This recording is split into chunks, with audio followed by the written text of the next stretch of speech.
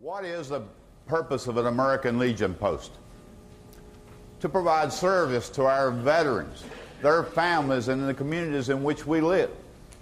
That was a premise established in 1919 by our doughboys. Think about that. Here it is, 2012, almost 2013. Has it changed from today? Absolutely not. Our mission is just as important to our veterans today as it was in 1919. Although we have new technology and whatever, things have changed. But our mission has never changed. Always remember that. What we need to do is, today, I'm not going to talk about each specific post officer because we don't have time, because I know most of you are worried about your checks so you can go home. Right? Well, catch up it is, you're going to get your checks, I hope, anyway. What we're going to talk about today is a different approach. You're saying, Butch, what are you doing up here operating a business on this thing? What's that got to do? Well, let's do a little basic business homework.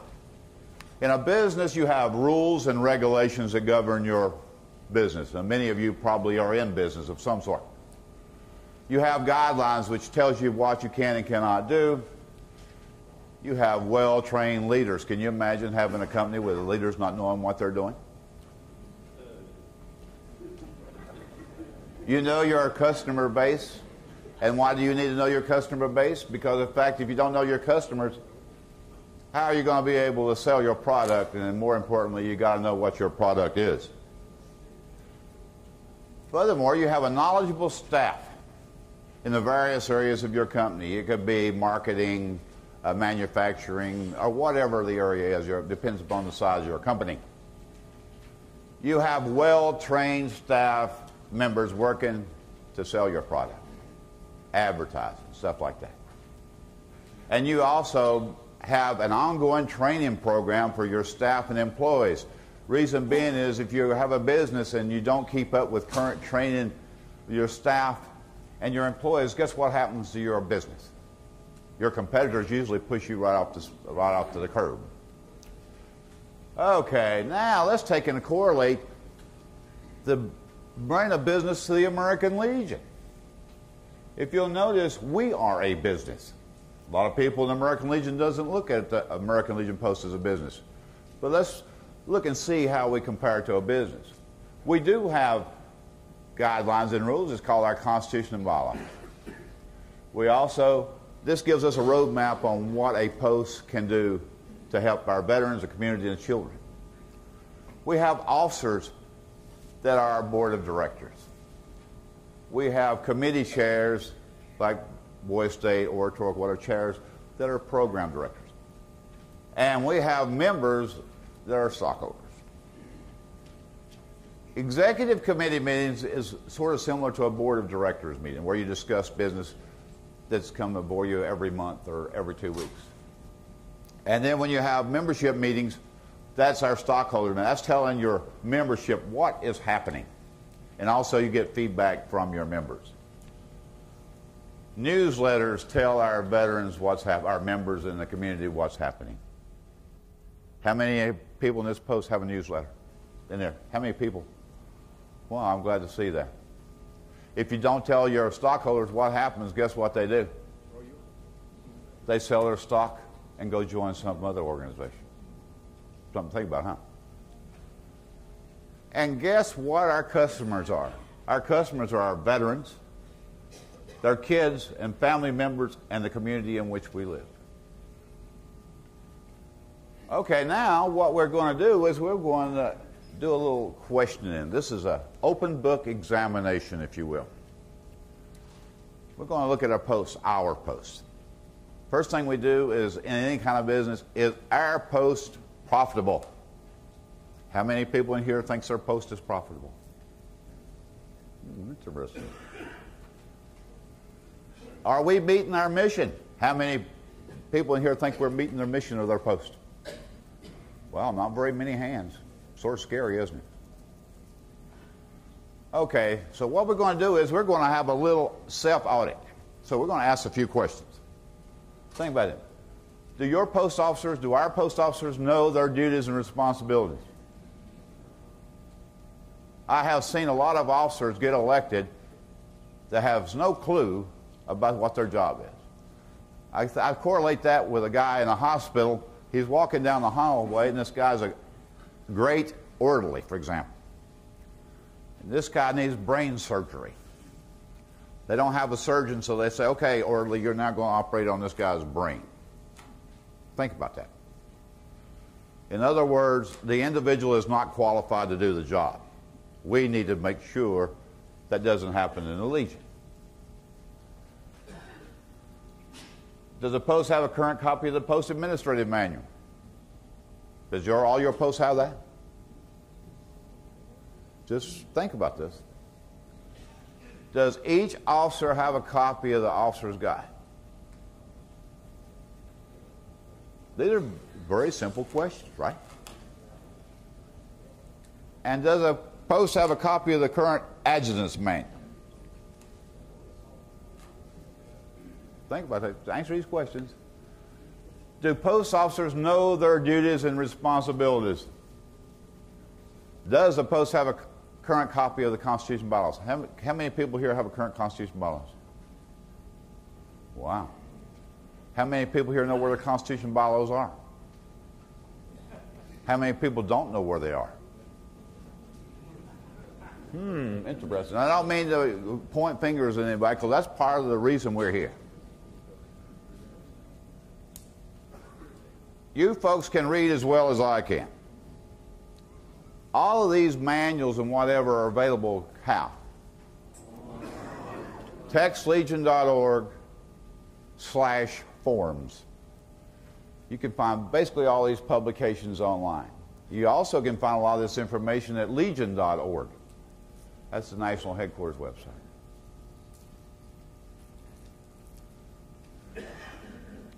How many people here have a membership training guide?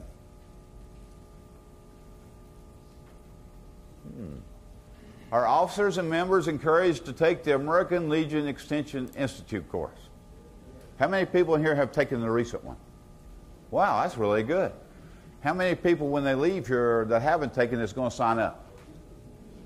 If you didn't raise your hand the first time, you better be raising your hand the second time. But I'm taking names, so. Next one is the post taking care of their business?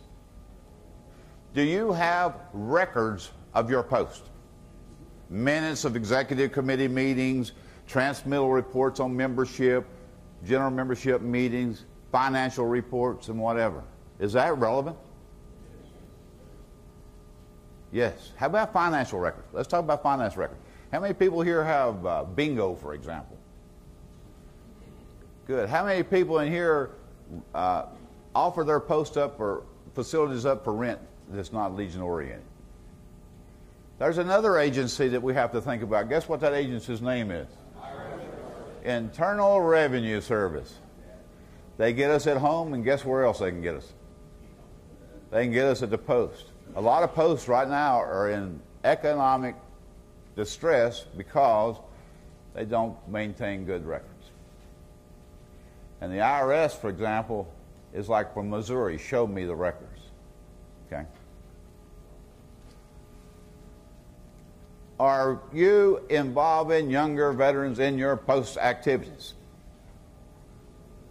Why would you want younger people to be members of our organization? Walt said we're getting old. I resemble that remark. The point being, any organization that's going to grow needs to start replacing us older people.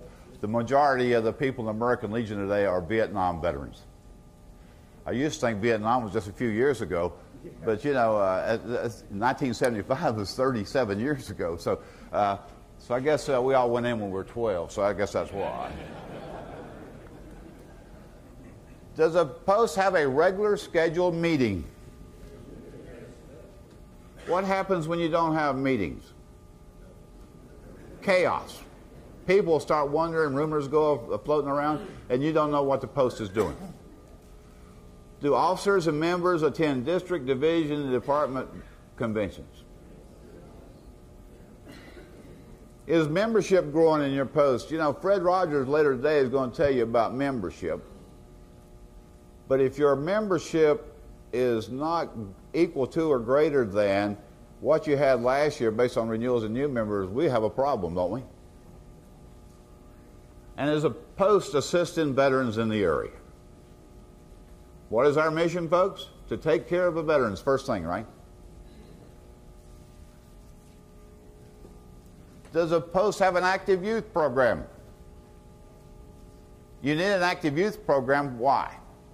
I have found that if you're good to people's children, they usually appreciate that. And a lot of our OIF and OEF veterans have children. And we need to accommodate these children with programs so we can get these people's parents in as members. Does a post have a friendly atmosphere? These are thought-provoking questions. If you go to a post and you walk into a post, you've never been there before, you're not a member, and everybody ignores you, what's going to happen? Just like going to Penny's or Macy's when you go shopping. You go in there to buy something and other salespeople talk to you, guess what? You go to another store. Does a post participate in community activities? You know, parades, different ceremonies. And is a post an asset to the community? Does the community think the post is an asset? A lot of times we don't think about what they think of us. We consider what we think of them. Does a post communicate with its membership? Guess what happens to members if you don't communicate with them? And why do you lose them? Because of the fact they think you don't care about them. They might not attend meetings. They might not do a lot of other things, but they pay their dues every year most likely. And a lot of times when you're having fundraiser or whatever, these are the people who sometimes think, well, I can't attend meetings and whatever, but they're having a fundraiser at my post, so therefore I'm going to send in a check for whatever. Does a post have a computer or access to a computer? How many people in here do not have access to a computer in their post? Wow. That's amazing. So there shouldn't be any excuse from this group not to be able to communicate, right? On emails and stuff, right? And as you know, you may or may not know the postage is going up the next month. Does the post have a website, email address, etc.? We have a lot of talent in the American Legion can help you get one of these if you call Bill West at department. And last but not least, does our post initiate a consolidated post report? And we say, oh, yeah. It's really sad that about 50% of the posts do not even submit one. If you say, how did we do? How do you think we did? You think everybody here, we're all good. We can go back to our post. We don't have anything to worry about. We don't have to improve anything. And the American Legion Department of Texas is in great shape, right? How many people think that? Obviously not. So guess what? We need to put our work clothes on and go back to work. Somehow, over time, we have, either due to economics or age or whatever, many posts have declined to basically zero. They've got off the highway, they've forgot our mission, and they just sort of rambling in the shadows, so to speak. They have basically financial issues, they have membership issues, they have a lot of issues. Loss of members, a lot of people, a lot of posts are in economic trouble because of economics, stuff like that. But hopefully, the stuff you learned here today and yesterday will help you get out of that. So therefore, we're in these problems. Should we give up?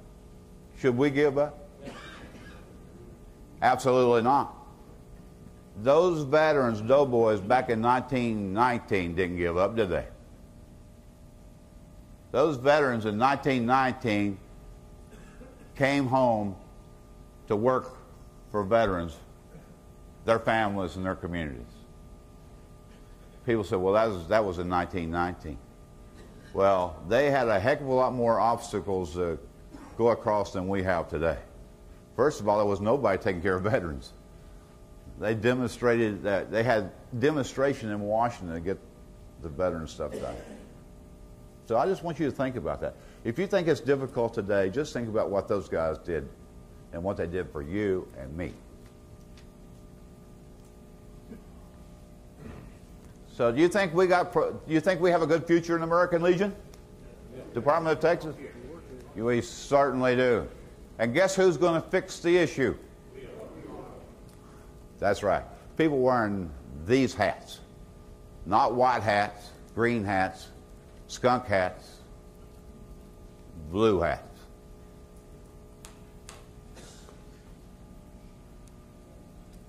What do we got to have? I think I just got it. We get a personal commitment from each. Do I have your commitment to help the American Legion Department of Texas do better? Do I have your commitment that you're going to go back to your post and get this commitment from your membership? Do I have your commitment that you're going to go back to your districts and tell those posts that did not attend this training they missed something? And I want you to tell them, I want you to have them commit that if we have this training in the future, they'll be here. That's the only way, folks, that this organization is going to go up. Commitments, and not just from a post level. We need this commitment from district, division, and department level. Now I am going to say something personal. We have a lot of people in this organization that all they care about is what color hat they wear. My philosophy is, if you want a hat, I'll buy you a hat.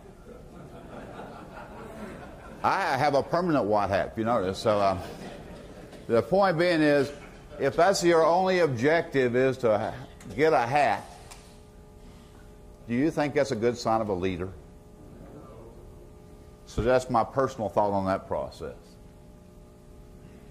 What we got to do is, when you go back, you need to make sure you have a current Constitution and bylaws. You want to go and look at the National Constitution bylaws, the department, that's all online, by the way, and you can take yours out, have a committee look at your rules and your Constitution and bylaws, and then you can submit them. Brian Coleman, our current judge advocate, be glad to help you with that. He's always volunteering me for things, so now I'm volunteering him. So, next thing you should do is initiate an audit. An audit should be non-personal. Audits should be very businesslike. An audit should be conducted in an unbiased way. Because if somebody comes to your post or you do an audit and you have issues and you just gloss over them, or you tell the post, oh yeah, everything's hunky-dory, when there's not, guess what's going to happen? Is there going to be any improvements? No.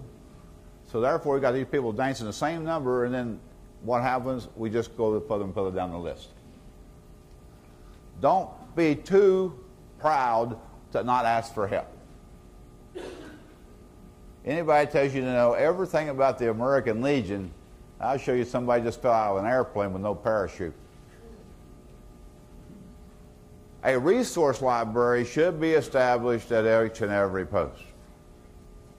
Put a 3-ring binder and put this stuff in a binder to where members and officers can come and look at it. It should be readily available. A plan of action. You know, you got to have a plan. You know, any kind of operation, you got to have a plan of action. And follow-up audit should be done. Every post should do an audit prior to the installation of new commanders. Why? How many people here in the military? If you were signed out for equipment in the military and your replacement came in, guess what had to happen before he signed off on things, or she signed off on things? You had to do an inventory, right? Same sort of similar with an audit. Training. Wow. Every post needs training. We all need training. The objective of every meeting is what? Learn something new. I try to learn something new every meeting, and I think you should too. Guess what happens when you have a thoroughly trained staff or a post? People get the job done, and it shows. And I recommend that all officers take the Extension Institute course. And believe it or not, some posts require their officers to take the course before they're installed. Case in point, Post 490 in Houston. Right, Commander? Education, education, education, education, education. You can schedule your training at general membership meetings. You don't have to wait for some affair like this. You know, go call the district commander or some subject matter expert and say, you know, we'd like for you to come and give a class on Boys State or some public relations program or even on how to get membership. And have them come to your general membership and discuss American Legion business instead of discussing what the price of beer is in the club room. Mentors. We have, what, 60-something thousand members in the Department of Texas? I guarantee you, you probably have good mentors in your own post. You remember previously I said that one of the reasons we have decline is because officers die. The commander alluded to yesterday that we have a commander that's been a commander for 412 years. Didn't train anybody. He died, and nobody knew what to do. Well, you know, what you need to do is have assistants. Although there are no rules or any words, what you need to have is adjutant and adjutant pro tem. Have somebody in training for several reasons. Same way with finance and these other. Reason being, what happens if your adjutant suddenly gets killed in an automobile accident? Heaven forbid. Or he has an emergency, or he moves. It's good to have that backup. Just something for you to think of. You know, and if you need help, guess what? Don't have to dial 911. You can dial Legion headquarters at the department. You've got the commander's business card. And I'll give you another phone number of mine, if you want to write this number down. It's 281-433-2741. 281-433-2741. My email address is butchsparks@comcast.net. butchsparks@comcast.net.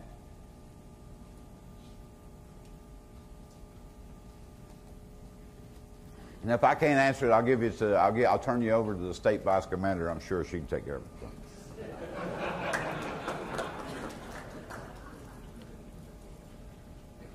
Image, image, image. I remember a few years ago, past department commander's motto was image. I make a good example. You need to make a good example as a Legionnaire, and the post needs to be a good example too. You think the community is, they think your post is a bar or doesn't do any programs, what do you think your image is going to be in that community? Not very good. We have to be the ones that takes care of our veterans. If we don't take care of them, we're in trouble. You think the government's going to continue to take care of all of our veterans? How many benefits are we behind now on claims? I got a national service officer back there. Greg Tracy can tell you a lot, even though they're working on it. But more and more veterans. Everyone in a leadership position should learn their job. But hopefully they learn their job before they take it.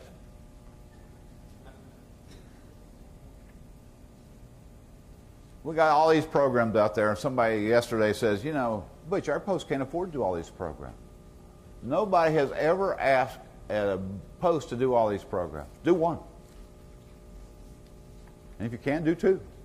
You know, you can't do all the programs. I mean, it'd be nice if you did, but a lot of people have the concept that you have to do all these programs. Just pick one or two and do them real good, and you might be surprised. You might be able to pick up some other ones. Partnership. Partnership. Go to post, guess what? The American Legion, Riders, Auxiliary, and the Sons. They need to work as what? A team. We're a family organization, were we not? You know, I get tired of people telling me those and them and they and us. It should be we. It should be our programs. You know, I know that different organizations have different functions, but, you know, all you have to do is work together, and you'd be surprised at the successes that the post can have. We have to have an aggressive public relations program. You know, it's good to make the news for good things. You got to go out there and beat these news people, whatever, or go talk to the commander. Said yesterday, go talk to the mayor, go talk to the Lions Club or whatever. Get involved with their organizations, and most likely they'll get involved with yours. How many people here know what Facebook is? Wow, I'm surprised. Twitter. You know what? If it happens at 9:32 in Austin, Texas, the world can know about it and win. 932.5. So we have this information system, media system out here that we can just, if we do something in American Legion, and I think Bill West yesterday, I sent our Washington play on Facebook, he took some photographs yesterday and he immediately sent them out to on the Facebook. That, and I got a young man out here out of the Post 58 in El Paso. You go to some of these Post websites that's got Facebook. You might be able to copy some of that information. Boy, and they distribute good information out. Boom, boom, boom. You've got to do that. Because if we don't stay ahead of the game, guess what's going to happen? We're going to get run over like a Mack truck. And the kids today, they don't know what a typewriter is. They don't know what paper and pencil is. I got a commander there from 416 Houston. We had a cyber meeting at his post. Half the attendees were not in the building.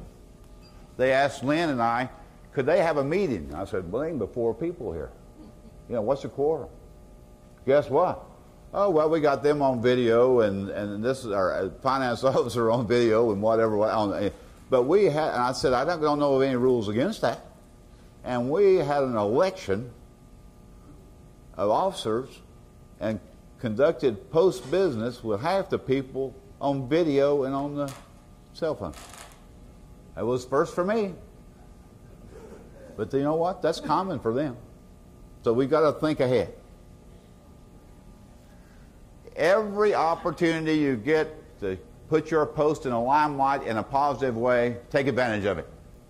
One of the biggest things, Tom will talk about that, one of the biggest things that we have a problem with is we don't brag about what we do. We should always brag about what we do for our community, our veterans, and our children. Articles from the newspaper.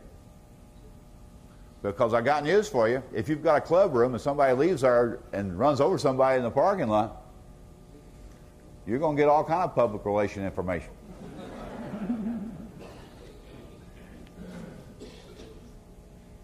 We've got to work on programs, as membership, and everything else associated with the American Legion.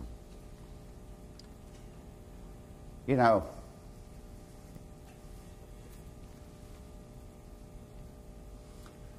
my grandfather was a doughboy. My father was in World War II. I was in Vietnam. And many of you were in all those areas, whatever. The point being is, we can't let the lights go out. Thank you very much.